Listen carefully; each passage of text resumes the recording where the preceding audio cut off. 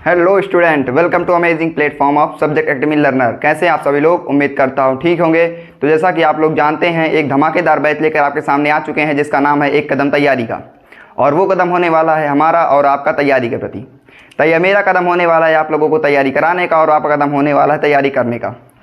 आपको कुछ नहीं करना, बस हमें फुली सपोर्ट कर देना है। तो आज जैसा कि आप जानते हैं, आप रियल नंबर फर्स्ट चैप्टर जो हमारा होने वाला है एनसीईआरटी का, तो इसको लेकर आ चुके हैं। तो सबसे पहले जान लेते हैं कि रियल नंबर होता क्या है। तो रियल नंबर ज़्यादा कुछ नहीं है, बेसिकली ये जो है रेशनल और इरेशनल का सम होता है। अगर इसकी डिफिनीशन की बात करें तो इसको हम कह सकते हैं कि when the rational number and irrational number take place simultaneously is called real number. ये होती है डिफिनीशन आपकी रियल नंबर की। अब आते हैं इसकी बेसिकली थ्योरम जो होती है यूक्लिड डिवीजन लेमा की। इस चैप्टर को बेसिकली हम 3 पार्ट में कवर करेंगे। अब आप सोचेंगे कि 3 पार्ट में कवर करने का मतलब है बहुत लेंदी चैप्टर होने वाला है। नहीं, बहुत लेंदी चैप्टर नहीं है, ये बिल्कुल छोटा सा चैप्टर है, लेकिन हम आपको क्वालिटी एजुकेशन देना चाहते हैं, इसलिए जो है बेसिकली इसको हम 3 पार्ट में कवर करेंगे। तो ये होने वाला है पार्ट फर्स्ट होने वाला है, तो जिसका इसमें हम पढ़ेंगे यूक्लिड डिवीजन लेमा पर। अब यूक्लिड डिवीजन लेमा है क्या, उसके बारे में थोड़ा सा देख लेते हैं। यूक्लिड डिवीजन लेमा बस बेसिकली एक इसकी जो जनरल स्टेटमेंट होती है वो होती है। तो इसका जनरल फॉर्मूला होता है A = BQ + R। अब आप सोच रहे होंगे यहाँ A क्या है, B क्या है। फ्रेंड्स, यहाँ पर जो है एक ना ही एप्पल है और ना ही B बॉल है। यहाँ पर A का मतलब होता है डिवाइडेंट और B का मतलब होता है डिवाइज़र। अब इसको मैं एक एग्जांपल के थ्रू समझ लेते हैं कैसे क्या है। जैसे मान लीजिए कि मैं यहाँ पर 37 को 5 से डिवाइड कर रहा हूँ। 37 को मैं 5 से डिवाइड कर रहा हूँ, तो 5 × 7 = 35 होता है। रिमाइंडर कितना मेरा आ रहा है? रिमाइंडर आ जाएगा 2। अब यहाँ देख लेते हैं A क्या है, इसी के माध्यम से हम A और B को समझ लेते हैं। यहाँ पर जो है A क्या है, एक मिनट, यहाँ पर 5 क्या है आपका? 5 है आपका डिवाइज़र। 5 है आपका डिवाइज़र, ये तो आप बहुत पहले से ही जानते होंगे। 5 होता है मतलब जिससे हम जिसको डिवाइड करते हैं वो होता है डिवाइज़र, और जो मिडिल टर्म होता है इसको बोलते हैं डिवाइडेंड।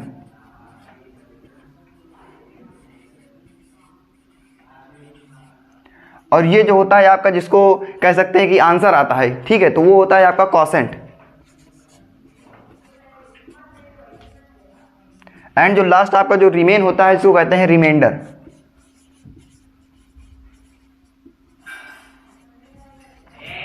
देखिए, अब यहाँ तो आप समझ गए होंगे कि R का मतलब तो यहाँ से रिमाइंडर निकल आएगा, Q का मतलब आपका क्वोशेंट निकल आएगा। अब आपको यहाँ होगी दिक्कत किसमें? A और B में। तो समझ लेते हैं A क्या है, B क्या है। देखिए, जो मिडिल टर्म होगा वो आपका A हुआ, यानी कि आपका ये जो है ये है आपका A और ये है आपका B। ये तो आप क्वोशेंट है, Q से दिख रहा है तो इसको जो बोल देंगे ये Q से क्वोशेंट हो गया आपका, और R से रिमाइंडर हो गया। अब देखिए, इसको थोड़ा सा प्रूफ करके देख लेते हैं। मान लीजिए यहाँ हमने लिखा कि A का 37 हो गया, तो मैंने यहाँ लिख दिया 37। अब यहाँ मैंने B कितना लिया था? B मैंने लिया था 5। मान लीजिए मैं यहाँ लिख देता हूँ 5। क्वोशेंट मेरा कितना आया? क्वोशेंट मेरा आया 7 प्लस R क्या है? रिमाइंडर, यानी कि 2।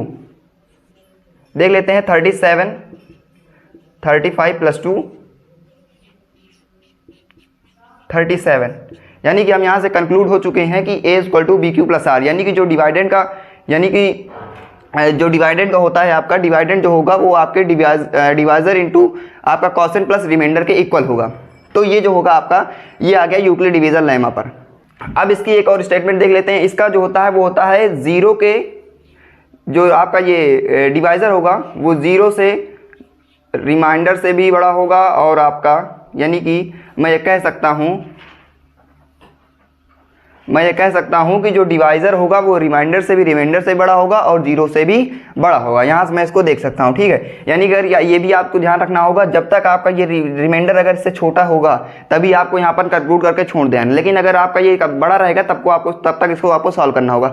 ये तो बेसिकली कुछ नहीं था, ये तो आपको जो है 6th 7th 8th से आप पढ़ते चले आ रहे हैं इसको, ये बेसिकली कुछ नहीं था।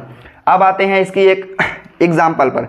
मान लीजिए कभी आपसे बोर्ड एग्जाम में या फिर ऐसे ही कोई पूछ लिया जाता है कि अब इसमें आपको कोई 3, मान लीजिए इसमें 4, इधर 2 टर्म है, इधर एक टर्म, इधर टर्म है, मान लीजिए कुछ चीज़ें से मिसिंग होती है, तब आपको उसको क्या करना? फाइंड करना होता है। तो क्या करेंगे हम इसको, एक चीज़ को मान लीजिए ये नहीं होगा तो इसकी इन चीज़ों को गिवन होगा, इन चीज़ों की मदद से हम इसको निकाल लेंगे, ठीक है। तो इस तरह के क्वेश्चन भी आते हैं बोर्ड एग्जाम में। दूसरा है आपका यूक्लिड डिवीजन एल्गोरिथम। अब जब थोड़ा बहुत हम इसके एग्जाम्पल भी एक आध दो देख लेते हैं।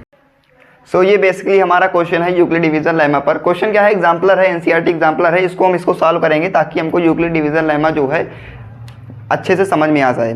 तो पहले क्वेश्चन पढ़ लेते हैं, क्वेश्चन है क्या।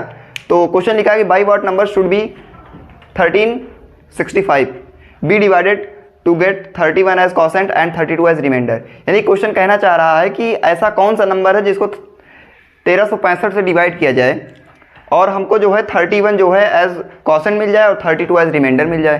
तो हम इसको लिख देते हैं कि by Euclid division lemma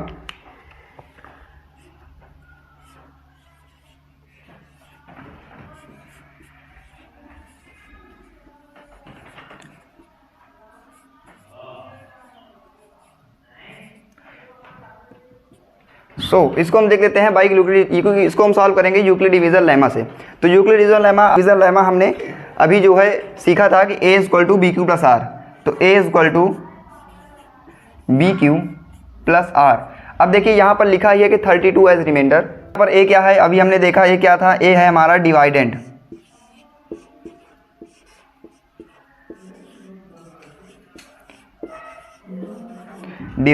and b क्या है, डिवाइजर।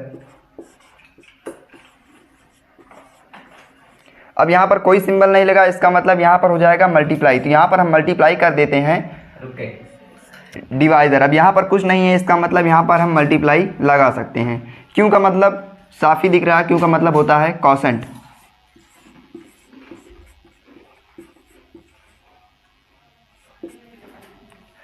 एंड आर का मतलब रिमाइंडर।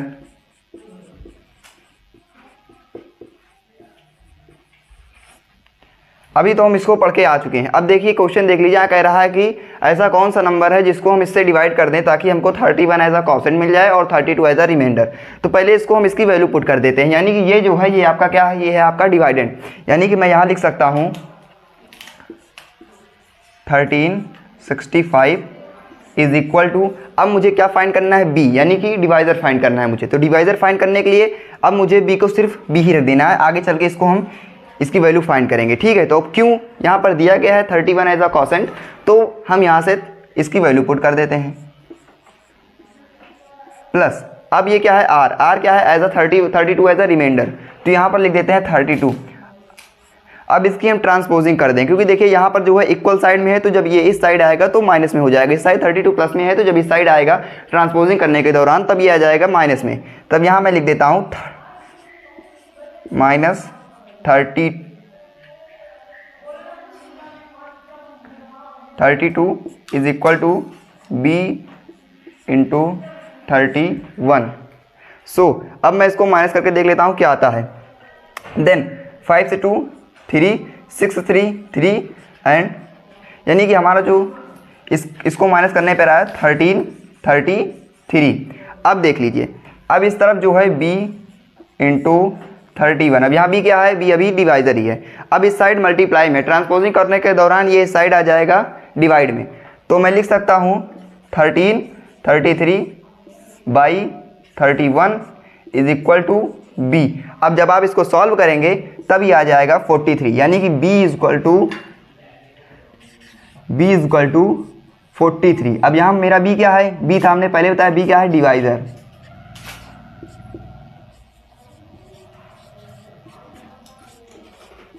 यानी कि मैं यहाँ लिख सकता हूँ कि द रिक्वायर्ड नंबर इज 43, क्योंकि यहाँ मुझे यही नंबर पूछा गया था कि ऐसा कौन सा नंबर है जिसको मैं 1365 से डिवाइड करूँ। अगर आपको प्रूफ करना है तो आप 43 को इससे डिवाइड कर देना और फिर देखिएगा आपको 31 as a reminder and 32 as a reminder and 31 as a consent मिल जाएगा। तो ये रहा एक एग्जाम्पल। अगर आपको कोई भी और डाउट है तो प्लीज़ कमेंट में जरूर लिखिए। Division algorithm, Euclid division algorithm क्या है, बेसिकली इसको हम HCF समझ लेते हैं। क्या है, HCF। अब इससे तो अब आप लोग 10th में आ चुके हैं, तो इससे तो सभी लोग वाकिफ होंगे HCF होता क्या है। तो HCF है हाईएस्ट कॉमन फैक्टर। अब इसके निकालने का निकालने के बहुत सारे टाइप्स होते हैं। जैसे आप प्राइम फैक्टराइजेशन मेथड से इसको निकाल सकते हैं, लेकिन अब आप 10th में आ चुके हैं तो इसका जो है एक बोर्ड लेवल आपको देखने को मिलेगा।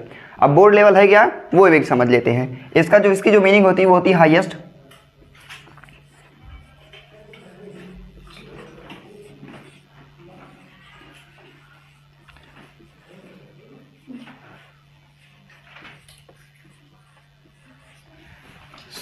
HCF का जो जनरल फॉर्म कह सकते हैं या फिर कह सकते हैं इसका जो फुल फॉर्म होता है वो होता है हाईएस्ट कॉमन फैक्टर।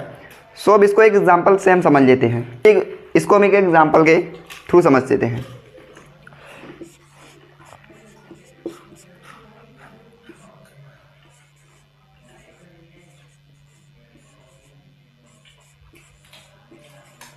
देखिए इस तरह का क्वेश्चन आपके बोर्ड में आएगा ही आएगा, या तो हो सकता है एमसीक्यू फॉर्म में आ जाए, या फिर हो सकता है 1-2 नंबर में ऐसे आ सकता है, लेकिन आएगा जरूर। तो इस तरह का क्वेश्चन बोर्ड में जरूर आएगा।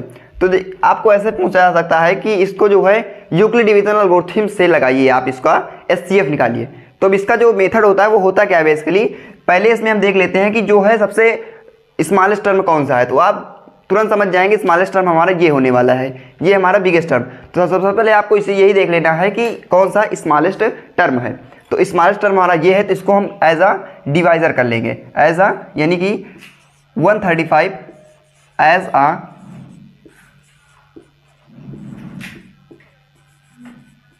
डिवाइजर, और जो हमारा बिगेस्ट टर्म होने वाला है उसको लिख देंगे 225 एज अ डिवाइडेड। नीचे क्रैश है एज अ डिवाइडेड। तो जैसा कि हम यूक्लिड डिवीजन लेमा पढ़ के आ चुके हैं, तो उसी से हम इसको लगा लेते हैं, देखते हैं क्या होता है। तो 135 को हमने एज अ डिवाइजर रखा और 225 को एज अ डिवाइडेंड रखा। यहाँ पर इसको हम यूक्लिड डिवीजन लेमा से लगा लेते हैं। सो 135 को हम डिवाइजर ले लेंगे और 225 को एज अ डिवाइडेंड ले लेंगे। सो फ्रेंड्स देखते हैं कि ये क्या होने वाला है, चलिए देखते हैं। मान लीजिए मैं इसको अगर डिवाइड करूंगा तो 135 बन जा 135 होता है, ठीक है, क्योंकि 2 टाइम्स नहीं जाएगा। देखते हैं कितना आता है। अब जब मैं यहाँ से इसको माइनस करके दिखा लूँगा तो 550 दैट इज़ 9, यहाँ आ जाएगा 90, यहाँ पर कितना आ जाएगा 90 आ जाएगा। अब देखिए, अब मैंने यहाँ देखा कि जो है हमने अभी सीख कराया है यहाँ पर कि जो हमारा ज़ीरो होता है वो भी रिमाइंडर से छोटा होता है, और जो रिमाइंडर होता है वो आपका डिवाइजर से भी छोटा होता है। तो देख लीजिए यहाँ पर वही अप्लाई हो रहा है कि जो आपका रिमाइंडर है वो डिवाइजर से छोटा है। तो हम क्या करेंगे, यहाँ पर बेसिकली आपको बस थोड़ा सा ध्यान रखना है कि जो ये आपका रिमाइंडर आया है, अब आपका जो ये रिमाइंडर आया है, रिमाइंडर को आपको क्या कर लेना है, डिवाइजर बना देना है। रिमाइंडर को आपको डिवाइजर बना देना है, जो आपका पहले से डिवाइजर था उसको आपको डिवाइडेंड बना देना है। तो चलिए बना के देख लेते हैं। यहाँ पर लिखा है 90, इसको हम एज अ डिवाइजर बना देंगे, और जो यहाँ पर 135 है इसको हम एज अ डिवाइडेंड बना देंगे। चलिए देखते हैं क्या होता है। 135 को हमने कर दिया है। अब देखते हैं यहाँ पर 1 टाइम्स जाएगा, ठीक है। तो 1 बार करेंगे तो कितना आ जाएगा, यहाँ पर आ जाएगा 90, माइनस करने पर आपका आ जाएगा 5 एज अ 4। अब इसको मैं जब फिर से, क्योंकि अब यहाँ फिर क्या गया, अब फिर से देखिए यहाँ पर वही थ्योरम अप्लाई हो रही है कि आपका जो है 45 जो था यहाँ पर वो 90 से छोटा था। इसका मतलब हमने यहाँ पर फिर जो हमने ये स्टेटमेंट पहले ही देख लिया था, ये स्टेटमेंट जो हमने पहले ही देख लिया था कि जो जीरो होगा वो आपका रिमाइंडर से छोटा होगा, और जो रिमाइंडर होगा वो आपका डिवाइजर से छोटा होगा, वो भी यहाँ पर अप्लाई हो रहा है। तो फिर हम जब तक यहाँ पर हमारा जो रिमाइंडर है जब तक जीरो नहीं आ जाता तब तक हम इसी तरह इसको अप्लाई करते रहेंगे। तो जैसे यहाँ पर 45 है, अब हम इसको क्या कर लिया, अब इसको हमने डिवाइजर, यहाँ पर अभी तक क्या था, ये रिमाइंडर था, लेकिन अब इसको हम क्या बना दिए हैं, अब इसको हम बना दिए हैं आपको डिवाइजर। लेकिन जो ये था अभी तक क्या था, ये डिवाइजर, अब इसको हम बना देंगे डिवाइडेड। तो चलिए डिवाइडेड बना के देखते हैं क्या होता है। तो डिवाइडेड जब बनाएंगे तो ये हो जाएगा 90, 45 2 जा 90, यानी कि अब ये यहाँ से कैंसिल हो गया, यानी कि जो हमारा रिमाइंडर आ गया वो आ गया जीरो। अब हमको ये इसी की तलाश थी कि जो हमारा रिमाइंडर हो जाए वो जीरो हो जाए, बिकम जो हमारा हो जाए वो जीरो हो जाए। जब तक ये जीरो नहीं होगा तब तक हम इसी प्रोसेस को अप्लाई करते रहेंगे, ठीक है। तो हमने देखा कि यहाँ पर 3 प्रोसेस के बाद हमारी जो है रिमाइंडर जो है वो जीरो आ गया। अब जो ये आपका आ गया, जो लास्ट डिवीजर आपका था, जो लास्ट डिवाइजर आपका था, वही आपका एचसीएफ हो जाएगा। क्या हो जाएगा, एचसीएफ। यानी कि मैं कह सकता हूँ कि जो मैंने यहाँ पर 135 और 225 का जो हमने एचसीएफ निकालने की बात की थी, तो कितना आया 45, यानी कि जो हमारा एचसीएफ आ गया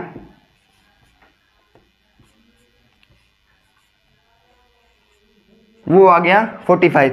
अगर आपको कोई डाउट हो तो आप इसको प्राइम फैक्टरेशन मेथड से भी निकाल सकते हैं ताकि आपको क्लियर हो जाए। बाकी जो इसका एचसीएफ आएगा वो आएगा 45। सो इसको हमने देख लिया, आपका यूक्लिड डिवीजन एल्गोरिथम से हमने इसको देख लिया कैसे हम निकाल सकते हैं इसको। अभी तक तो आपने देखा था कि आप प्राइम फैक्टरेशन मेथड से निकालते थे, लेकिन अब आप इसको जो है यूक्लिड डिवीजन, आप 10th में आ चुके हैं, थोड़ा आपको बोर्ड लेवल देखने को मिलेगा। तो बोर्ड लेवल इसका इसी यही था कि आपको यूक्लिड डिवीजन लेमा से, यूक्लिड डिवीजन एल्गोरिथम से इसको निकालना था। तो हमने इसको फाइंड कर लिया है कि 135 और 225 का जो एचसीएफ आएगा वो आएगा 45।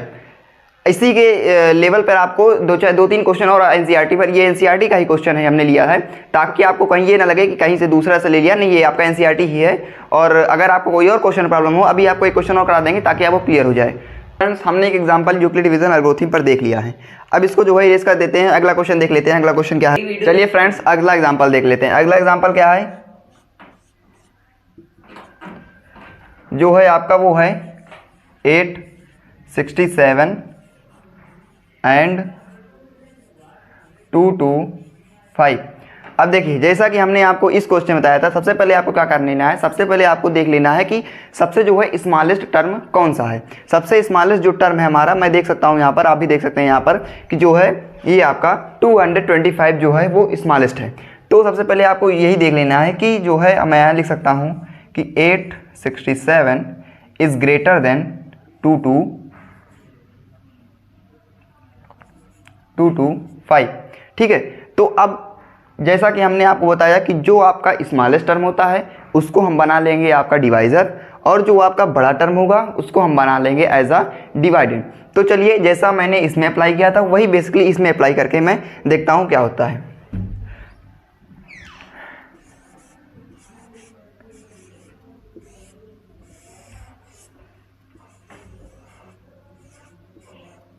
ठीक है, तो मैंने क्या किया, यहाँ पर जो स्मॉलेस्ट टर्म था उसको मैंने डिवाइजर कर दिया, जो बिगेस्ट टर्म था उसको मैंने जो है यहाँ पर डिवाइडेंड कर दिया है। ठीक है, तो अब यहाँ पर क्या करेंगे, उसी तरह जैसे मैंने यहाँ किया था उसी तरह आपको यहाँ पर डिवाइड करना होगा। तो मैं यहाँ देख सकता हूँ कि लगभग मान चलिए 3 टाइम्स में चला जाएगा। ठीक है, तो 3 टाइम्स में करके देखता हूँ क्या होता है। 3 5 जा 15, 3 2 जा 6 1 7 एंड 3 2 जा 6। ठीक है, अब मैं यहाँ माइनस करके देख लेता हूँ। यहाँ आ जाएगा 2, यहाँ जाएगा 9 और यहाँ जाएगा 1, 192। ठीक है, अब देखिए यहाँ भी वही अप्लाई हो रहा है कि जो रिमाइंडर होगा वो आपका डिवाइज़र से छोटा होगा। ठीक है, तो यहाँ पर देख सकते हैं आप कि जो 192 है जो आपका, वो आपका यहाँ से छोटा है। अब आप क्या कर लेंगे, यहाँ पर 192 को भी आपको जो है, अब यहाँ पर 192 क्या है, 192 आपका जो है रिमाइंडर है, लेकिन आपको मैंने पहले ही बताया था कि जो रिमाइंडर होगा वो आपका डिवाइज़र बन जाएगा, और जो पहले टर्म में डिवाइज़र था वो आपका बन जाएगा डिवाइडेंड। तो चलिए वही अप्लाई कर लेते हैं यहाँ पर। तो 192 को ऐसा डिवाइज़र बना दिया है मैंने, और 225 को एज अ डिवाइडेंड कर दिया है। अब देखिए यहाँ पर जाएगा 1 टाइम्स, कितना जाएगा 1 टाइम्स। तो फ्रेंड्स यहाँ पर 1 टाइम्स जाएगा। अब देख लेते हैं क्या होता है आगे। यहाँ जाएगा 3, और यहाँ जब करेंगे तो आ जाएगा, यहाँ पर भी आपका 3 ही आ जाएगा, और यहाँ पर 17 कुछ नहीं। ठीक है, अब 33 से करके देख लेते हैं। 33 को हम फिर यहाँ से रिमाइंडर था, इसको हम फिर से डिवाइज़र बना दिए हैं, और जो आपका ये था, आपका जो 192 था ये था आपका डिवाइडेंड। अब फिर से मैं इसको जो है डिवाइडेंड बना दूंगा। चलिए देख लेते हैं।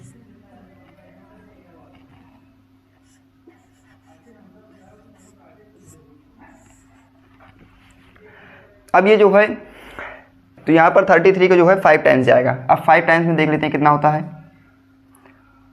फ्रेंड्स यहाँ पर जो है 5 टाइम्स जाने पर 165 हो जाएगा मेरे ख्याल से, हाँ 165 ही होगा। अब इससे माइनस करके देख लेते हैं। यहाँ पर है 12, यहाँ पर हो जाएगा 12, और 12 से जब मैं 5 घटाऊंगा तो माइनस करूंगा, तब यहाँ जाएगा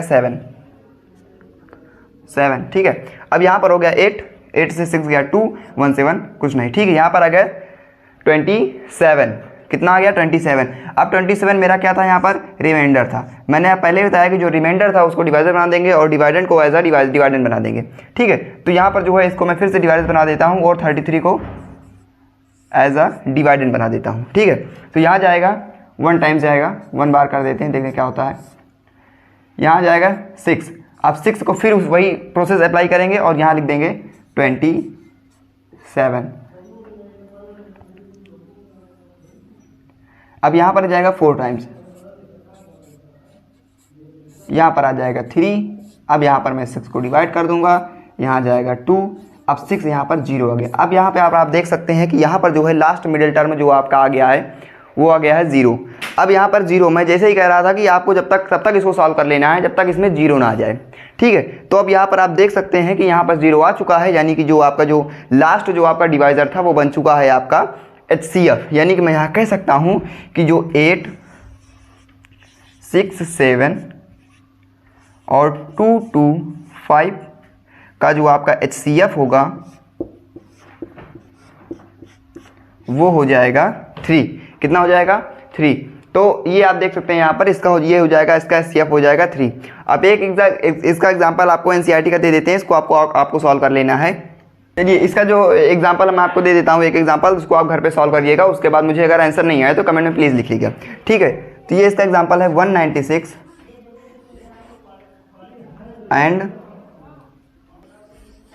38,220, ठीक है। ये आपको सॉल्व कर लेना है। अगर आपको इसका आंसर नहीं पता है, ठीक है, इसको आप लगाइएगा। अगर आपको आंसर नहीं आ रहा तो कमेंट में प्लीज़ लिखिए। चलिए मिलते हैं अगली वीडियो में, तब तक के लिए stay connected, stay educated, take care, thank you so much.